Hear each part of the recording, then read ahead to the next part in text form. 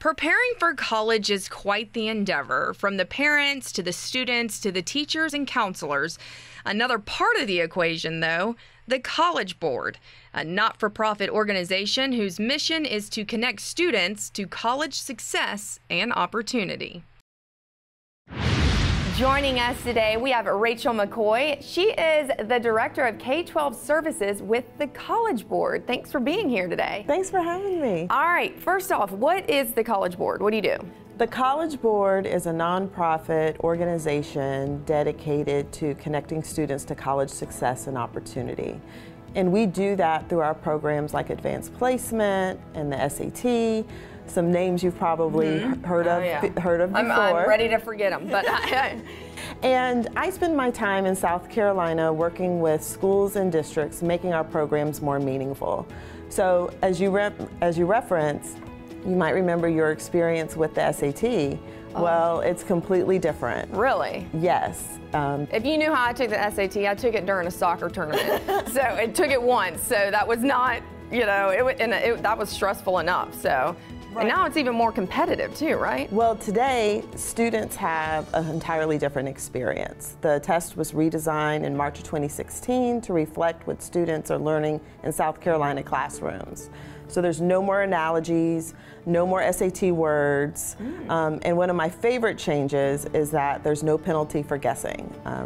We really made changes to make it easier for students to show their best work, and you know, hopefully that's going to be a more familiar experience to them because the test now reflects what students experience in high school. Well, and hopefully it'll make South Carolina, you know, rank a little better coming up. Okay, so talk about the best way to prepare a student. Is there a formula that you found? No formula. Because of the test now reflects what students are learning in high school, what they do every day is preparation. But we also have provided free official SAT practice on Khan Academy. This practice is personalized for each student. Every student will have a different practice plan. They can go online at satpractice.org, take a free quiz to have that plan generated, or if they've taken a PSAT or SAT test previously, they can link those results in order to get their practice plan developed. And it's all completely free to everyone all the time. So which colleges in South Carolina accept the SAT? And does it still have as much weight as it did, well, back when I was going through? Well, all colleges and universities in South Carolina and across the nation accept the SAT. So students don't have to worry whether or not they're taking the right test. Okay.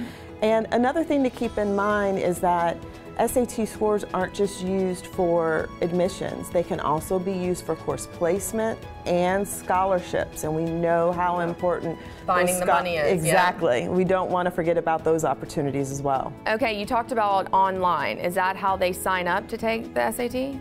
Students in South Carolina have a great opportunity, and we can really contribute this to the South Carolina Department of Education's commitment to college access and college and career readiness for all students in the state. Through that commitment, students in South Carolina have the opportunity to take the SAT for free on a school day in their junior year. Oh, wow. So you talked about taking it in between a soccer tournament. Yeah, that was not a good plan. Exactly. So you could, today juniors can choose to take the SAT now by getting their choice form from their school counselor or administrator. Say I want to take the SAT, they'll take it one day this spring. And they'll go to their home school. They will be testing with teachers who know them in a place familiar to them.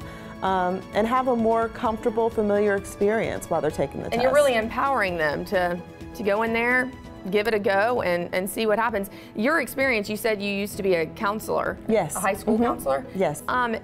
When should they start, though? Should they start, how early would you recommend? I'm just curious about that. Generally, we recommend students start in their junior year. Okay. However, sometimes students have their own personal plans that might require them to start earlier, and we really recommend I hear about kids starting in like 7th and 8th grade, and I'm like, right, and so to each his own, but I just didn't know if that was now one of the things that's changed over the years. Well, there's some different opportunities, like in the state there's the Palmetto Fellows program, and there's the Junior Scholars Program that sometimes can prompt students to take the test earlier, but that's always why it's important for them to seek the advice of their school counselor to make sure that they're not missing out on any opportunities, or and taking the test when it makes the most sense. Exactly. And they don't have to take the test to get exposure.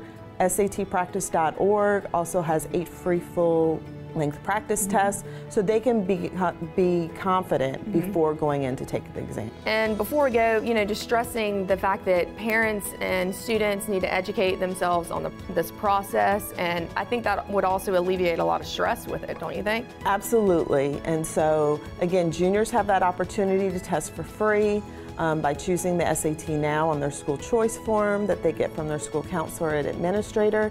And students who want to take the test on a Saturday still can. Okay. And they can register at SAT.org. All right, Rachel, thank you so much for all the great work that you do. Thank you for having me. And for more information, as she said, you can go to SAT.org or SATpractice.org.